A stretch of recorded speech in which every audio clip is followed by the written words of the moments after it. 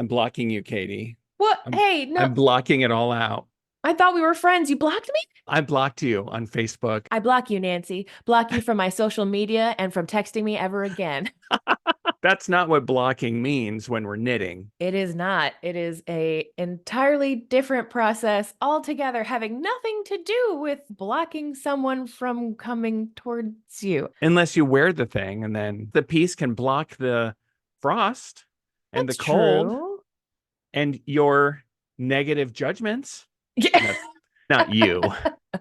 Exactly. Yes. You wash it right away, right in the water. So that's what we're talking about today. We're talking about blocking and how that can set magical intention into your knitting. Light from Lantern presents Knit a Spell. I'm magical maker, Katie Rempe. And I'm the maker of magic, James Devine. Join us as we stitch together the symbiotic relationship between crafting And the craft. First, we should talk about what the heck blocking really is. I think I know this one for once. Yes, you in the back? Me. Is it setting the shape of your project? Yes. I don't know if it's done for other fiber arts, but I have seen large pieces pinned out on the bed or on the lawn or in the backyard. That is correct. Blocking is an essential but often overlooked step in what you are correct in assuming is a multi-fiber approach. Crocheters benefit from this, knitting, weaving, anything that you're using the yarn to make into another shape, I think will benefit from this because once the project is off the needles and you've woven in your ends or not, I actually prefer to weave in my ends after blocking. Then you have this perfect shape of exactly what you want. Maybe you want it to be a little wider. Maybe it needs to be a little bit longer, but it also will transform the yarn. If it's a wool or especially like a linen, it will soften after you wash it and block it. And then all the stitches get more uniform, and it's a essential step in lace work to really enable it to have that full open look. Otherwise, it just looks like a crumpled up piece of paper. Ah, got it. Yeah. I've noticed that pieces certainly do lay more flat and act a lot more like fabric and less like a ball of yarn that you're wearing. It's releasing the energy of the piece. You can literally see the stitches if you're doing it with a steamer, just go and lay flat. It is magic. Do you like blocking? Is this fun for you? I like blocking, even though it's a step that a lot of people skip. And I think that's a big mistake, huge in most cases. It's interesting that there's a finishing step like blocking in fiber arts because you said it releases the energy of what you're making, the kinetic energy, like the physical twists Yep. and everything that happens as you're knitting with the yarn, and that makes it look like a crumpled piece of paper. And there's something similar in magic is after we wind everything up and create our spell and raise energy, we actually lift the energetic level, raise the energy, pour it into what we're doing, and then we have to release. Yeah. And it's that natural cycle that we see everywhere of building and then tension and then climax and then release. That's a Yeah. thing we see in the seasons. We see it in regeneration. We see it in fertility. We see it in everything. And so Yeah. this is just the same. So when we're doing magic, if we don't release it, it's just going to sit there and be stuck. We have to let our intention out into the world so that it can manifest for us. I Yeah. really love this one-to-one comparison. It's all magic. All that transformation. That's right. Another interesting element to consider is blocking typically involves water. That is a great way to bring in the emotional element of water, the metaphysical elements, energies of water, and put it right into your piece. It seems like blocking is a really great opportunity to put your final intentions into the piece. So if I was knitting and I was angry at something, but I was knitting this beautiful healing stocking cap for you, but during that process, I had an argument with someone. What a great way to have the healing waters, the emotional cleansing waters come over the piece. Would you block a hat? Maybe. Yeah, you can definitely block a hat, especially if it has like color work in it or lace work. It will definitely benefit from a blocking. And it's interesting that you say raise energy because let's consider that you made this project without intention or you got a knitted gift from someone that maybe didn't have any specific intention other than as a gift, which is very nice. You can then charge the water and put your own intention into it, pour it into the water, put your piece into it. That becomes the primordial soup that's stewing into your stitches. And then you take it out and you can basically ceremoniously ditch the water too. Give it to a plant if you're blocking things that are natural. Put it down the toilet if it's something that you want to flush away. There's lots of creative avenues for that too. If I go to Goodwill and pick up a natural fiber sweater and it's a little, I don't know, just doesn't fit quite right, can I block it even though it's already made? Yeah, blocking is not a one and done step.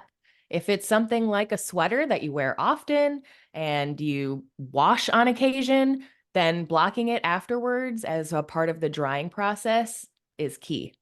Wow. So, Okay. So do I have to immerse everything, like dunk it into water every time? Is that how we block, or are there other ways? great question, Jim. There are two methods, both which involve water to some degree. So, method number one is probably the most used method, which is wet blocking. And this is the entire submersion of the piece into a bowl or bucket of water, maybe with some wool wash or something like that. Why are you laughing? Because I kept thinking, I'm going to wet block you. Don't think he would block you. I just, it's still a new term for me. It was funny when we were talking before the episode started recording. I was like, blocking, like I'm going to block you. And you said, I never made that connection. Isn't it funny? Never thought about it. Now I'm thinking like, oh, blocking is also a thing in like acting where you block out the different scenes. And those both seem to have a similar meaning. You're setting the position because blocking is really like, where does the character stop? Put a Right. mark on the floor. Let's make sure that the audience can see everyone. Oh, if I have this character standing here, they're actually in front of and upstaging someone else in the back. It's setting the Hmm. shape in a way. It's setting the shape of the actors on stage or the Ah, dance yeah. moves that are going to happen and where they're going to go. It's very similar to like, I want to set the shape of my cloak and where the fibers are going to go and where it's going to stop. It's setting the scene Yeah, for how you want to look in your piece at the end. I'm going to wet block. Don't make me wet block you, Jim. Aren't there some fibers that like you don't want to immerse in water? Would you do that with linen or Ah, when you're wet blocking, you definitely want to use cold water because that will have the greatest chance of avoiding any bleeding and agitation for felting and things like shrinking? that. Yes. However, method number two is my preferred method, and that is steam blocking slash spray blocking. Instead of submerging it into water, you put the water in your steamer or steam iron. I have a little travel steamer that I use, and it is amazing and totally worth it. It's really handy for lace, especially if you're pinning it all out. You can do all the same magical correspondences into the water, but then you're just steaming it. And that is nice because not only do you not have to wait for your entire piece to dry, unlike wet blocking, which would take much longer, usually overnight or more, but this you also don't really have to worry about bleeding or anything if you're using multiple colors. Let's say you're doing a rainbow scarf with lots of white in it. You're like a red and white candy cane blanket, and you didn't test to make sure that it's not going to bleed because that's the nature of red, as we You talked about in our don't want to past episodes. you don't want to end up with a pink and red candy cane.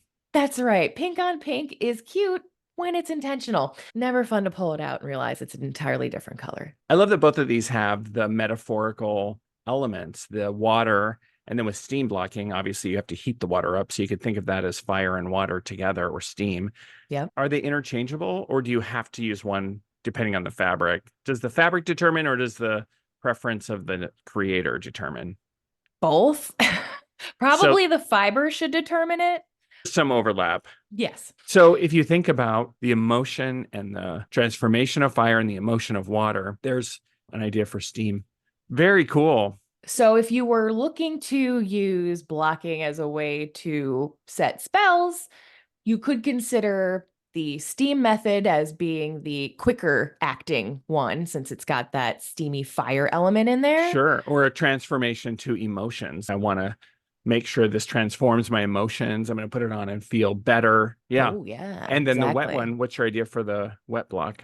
Like a bigger impact because you're totally submerging it, but like a longer acting kind of a thing, since it does take longer to dry. I figure use those correspondences. Yeah, that's really cool. So do people block everything that they make? Is everything need to be blocked? Not everything needs to be blocked, and not everything really can be blocked.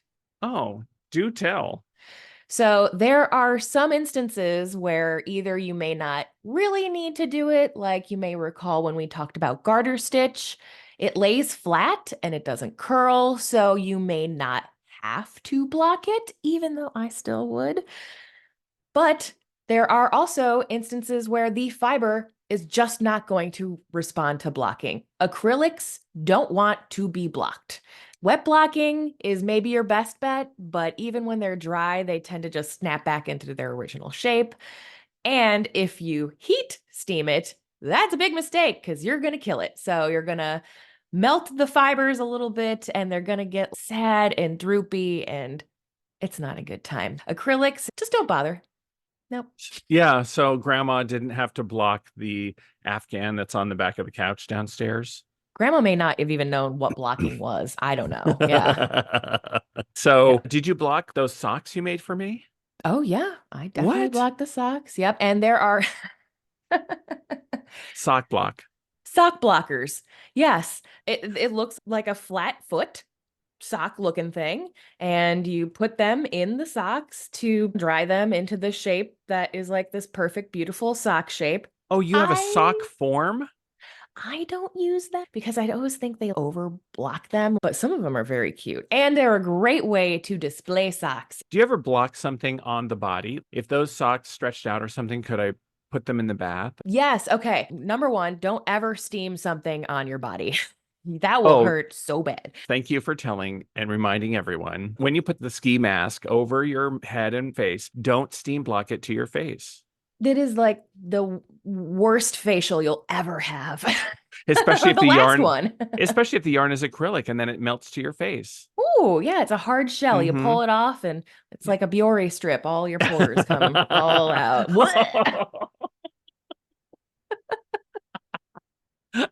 Oh my God, that's so cool. Ew. Why do we think of these things? We're nuts. It's my mind. Hello, welcome. Welcome to the squirrels in my brain. Going back to socks, I do have a friend who blocks her socks while she's wearing them. Even though this gives me a little bit of the cringe, she'll wet them and then wear them until they form to the shape of her foot. Because it's so wonderful to wear wet socks. Even though if you made them in wool and you gave them a squeeze, they'd probably be pretty dry, but it's not, I don't know, I don't like it. When you step in something wet in socks, there's Oh, a special feeling. oh my God, as long as it's not pee. It's even worse when it's pee.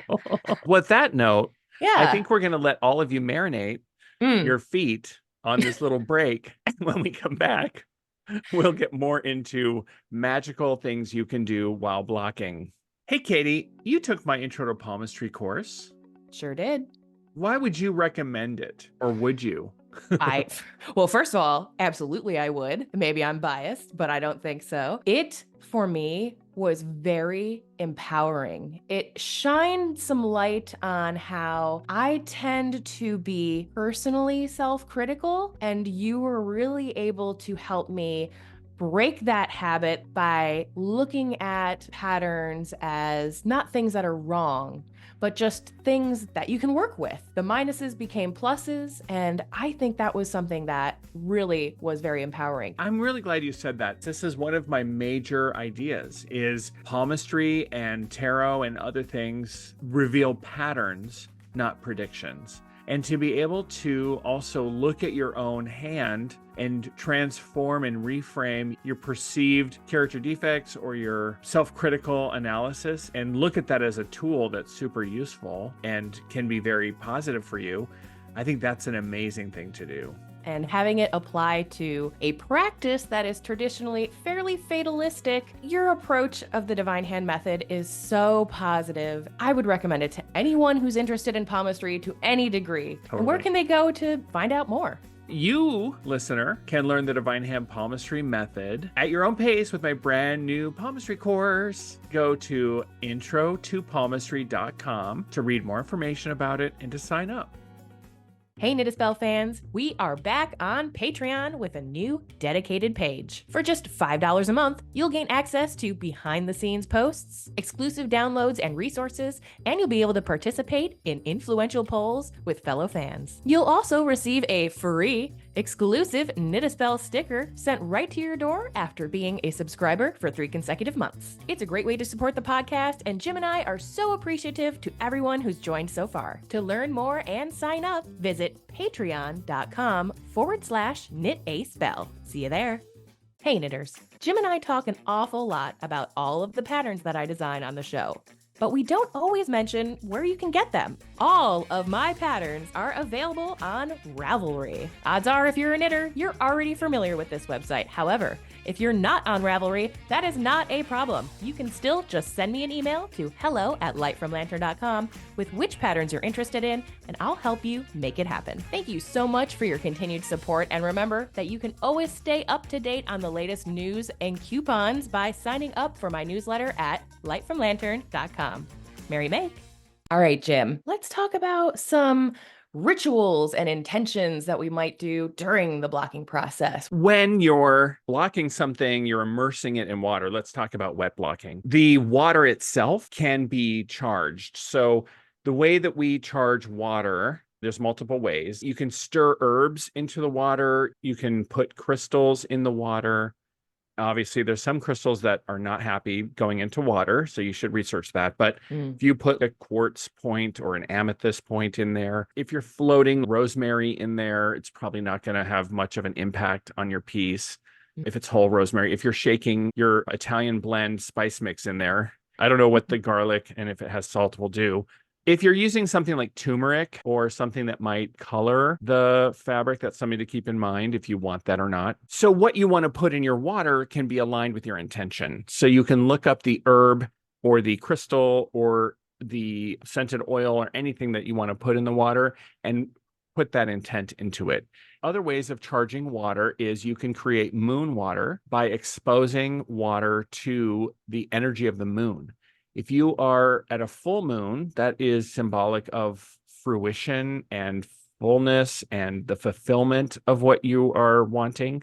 If you expose it on the night sky where there is no moon, where it's a dark moon or a new moon, that is exposing to the planting and the starting and the beginning of something.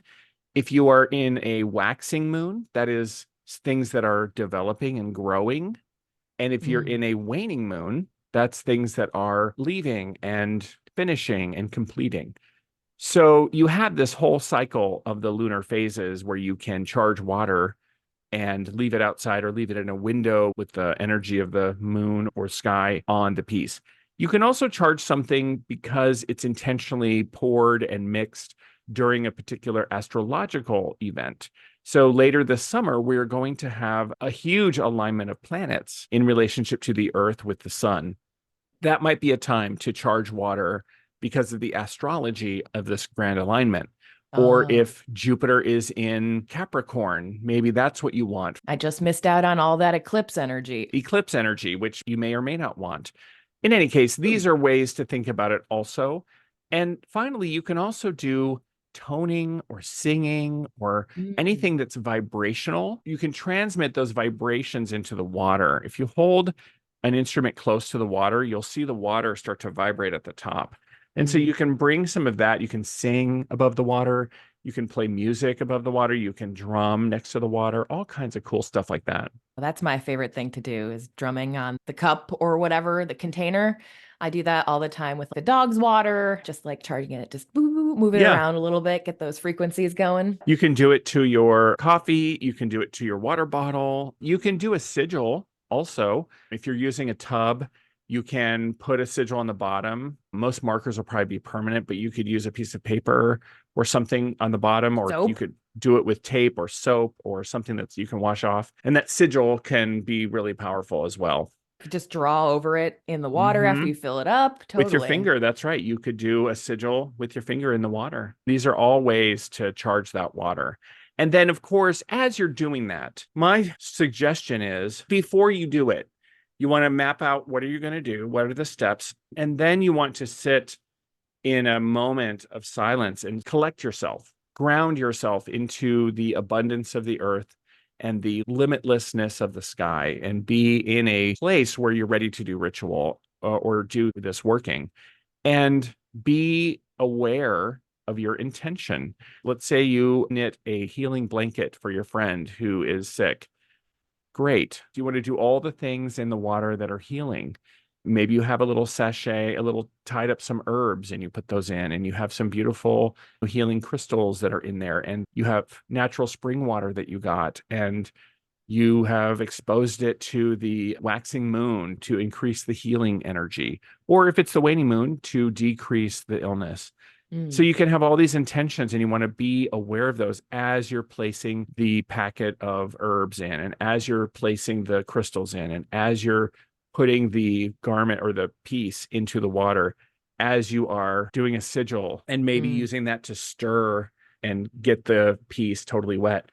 So these are ideas that I have. Even when it emerges from the water and maybe you're squeezing it out, you're thinking, I'm squeezing out what doesn't serve her. I'm squeezing Mm. out what isn't working. And Great then you idea. can place it where you're going to block it. And as you place it, you can be imagining putting this blanket over your friend, and it's bringing healing energy, and you Mm. make it into the shape it intended to be. And then you can say, I set the spell, or you can say something and then leave it in its special place and know that maybe you're drying it outside in the sunlight on a beautiful day because you want the sun and the energy of the sun to be purifying and to be Mm. radiant on it. Maybe you're drying it on your bed or on the guest bed or somewhere where she slept or something like that. Mm. So you could decide all these things can be as intentional as you can make them and really do something beautiful with it. They are such great ideas for keeping yourself present in the moment, which I think is the key. Getting everything ahead of time, putting the instructions somewhere where it's not on your phone, because we get on the phone and then we're on Facebook and Instagram and all that other stupid stuff. And then all of a sudden we're not doing the thing that we were intending to do.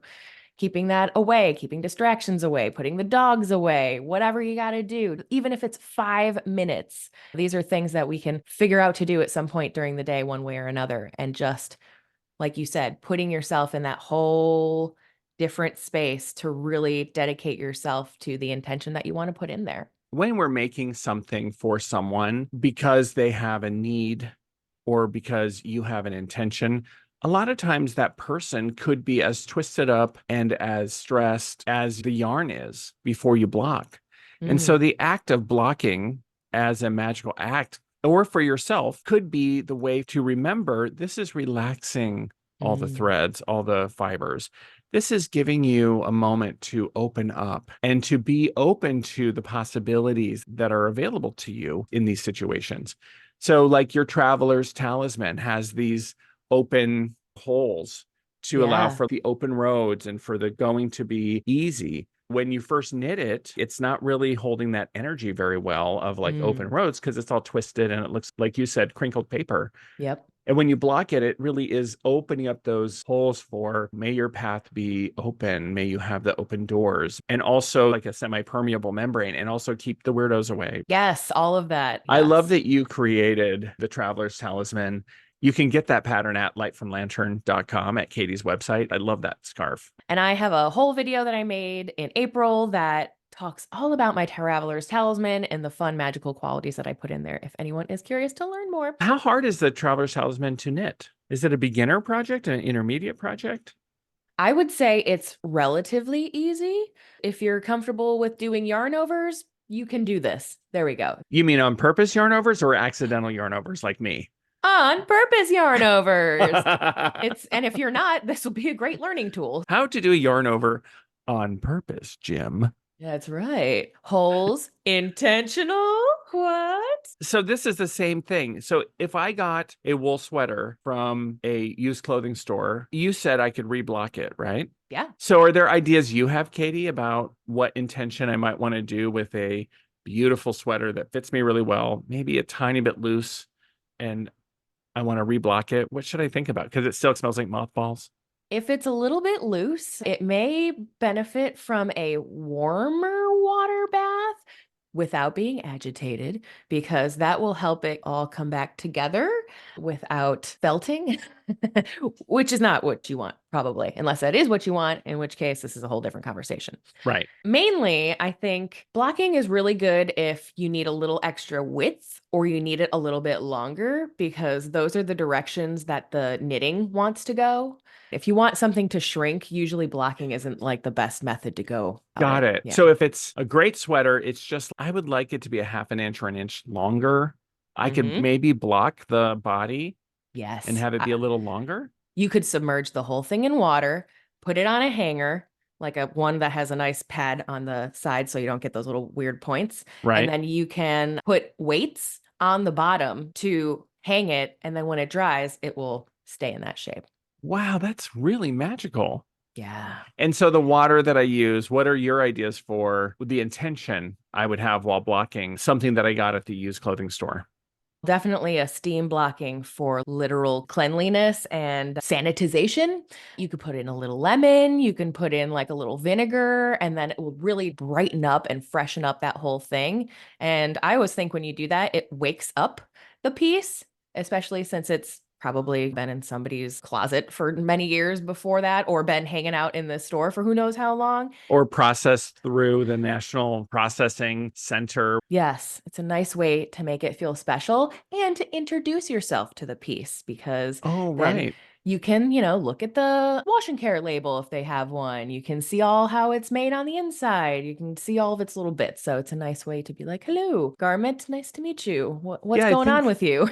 I think about that when I'm ironing. There's a lot of things where I realize, oh, this shirt has these extra buttons at the bottom in case I lose a button. Oh, this shirt has an interesting panel under the arm or darts in the yoke or something like that. Like it's fascinating that what you find when you're ironing a shirt. Little things that you may not find otherwise unless you're taking the time to be present and actually notice them. I think blocking is hugely powerful. The setting of the shape blocking. The I setting think of the shape, yes. I think blocking people and blocking their energy is also really powerful. That's not exactly what we're talking about That's right. here. This was so much fun. And I hate to tell you this, Jim, but do you realize that next week is our final episode of the spring season? Oh my gosh. It went by so fast. What are we going to talk about? Appropriately, we're going to be talking about charming bind offs. So we started with casting on, and we're going to end with binding off. Sounds great. So I hope you'll join us then, and we'll see you next week. Bye. Thanks for Thanks for listening. If you enjoyed the show, consider sharing it with a friend, leaving a review on iTunes and Spotify, or following Knit a Spell on Instagram. You can also subscribe to the Light from Lantern YouTube channel to enjoy full episodes of Knit a Spell and see our happy faces. You can also learn more about readings, classes, and events going on with your favorite maker of magic, James Devine, by visiting thedivinehand.com and subscribing to his newsletter. Then follow Jim's fun and interactive Instagram account at DivineHandJim. Keep up with Katie, the magical maker, by subscribing to her newsletter at lightfromlantern.com. You'll receive a free knitting pattern as a thank you gift. Then follow Katie on Instagram at lightfromlantern for even more magical making tips. See you next week.